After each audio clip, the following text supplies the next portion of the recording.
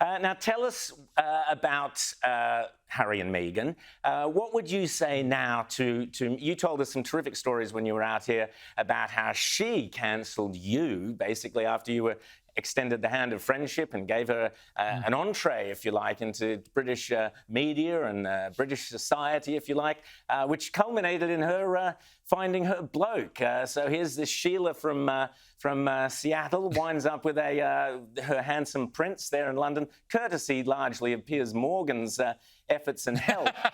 There you go, matchmaking. It's a great skill, a great art. What would you say now if you had a Meghan interview? How would that kick off?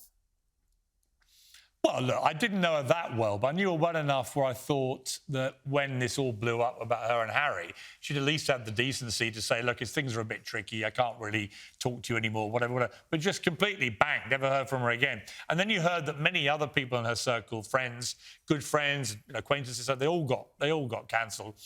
She cancelled her own dad. She cancelled all her family from her wedding, apart from her mum on either side. I mean, quite extraordinary. One person from her entire family was sitting there. And now she's cancelled Harry from all his family. So he doesn't talk to any of his family, really. So I think she's quite a malevolent person, Meghan Markle. I think she's a ruthless social climber who has hooked her claws into a British prince, dragged him back to California, and is now gleefully exploiting the royal titles they have, the Duke and Duchess of Sussex, for massive commercial gain, making hundreds of millions of dollars from Netflix and Spotify and all these other companies, while simultaneously going on primetime television to trash the royal family and trash the monarchy that bestowed these titles upon them. I think it's complete hypocrisy. They want their royal cake and eat it. And I think it's disgraceful, particularly when the Queen is now 96. She's in her platinum jubilee year, and apparently Harry is now writing this tell-all book, which can only heap more misery on the Queen at a time when she's mourning her husband, when her son Andrew's been involved in this terrible scandal, and when she's old and frail and probably feeling her age. I think it's just disgraceful behaviour. So, Piers, you mentioned all the travails of the Queen, and I absolutely share your concerns there.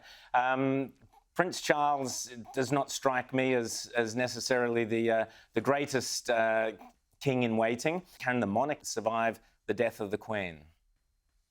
Oh, I think absolutely, yeah. I'm actually a big fan of Prince Charles, and also particularly Camilla, his wife, who's a great lady who's been through an awful lot, far worse than anything Meghan Markle's been through. So when Meghan plays the victim card, I'm like, really? Try being Camilla in the last 30 years. But her popularity has grown because people see that she is selfless, that she does her duty. She doesn't complain, doesn't explain, doesn't give whiny interviews, is always supportive of Charles and of the Queen.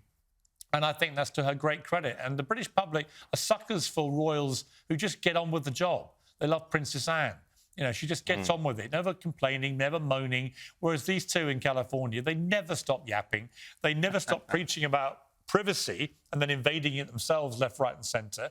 And I think we're all just sick and tired of them. I think Charles and Camilla will make a great king and queen, actually. And then I think William and Kate will be a terrific king and queen. And they're the future of the monarchy, not Harry and Meghan. They're the future of B-list celebrity life in California, and good luck to them. But if I were the Queen, I'd take all their titles away and say, you're just ordinary citizens, get on with it. And they would find their earning power would collapse. Piers Morgan can't wait for Uncensored, coming on to Australian screens Tuesday night at 9 p.m. And remember, now you've got to grab your microphone and rush off out of there and say, how dare you speak to me like that, Rowan? And then we go, how dare you, Rowan? I've never been talked to like this in my entire life. I'm getting out of here.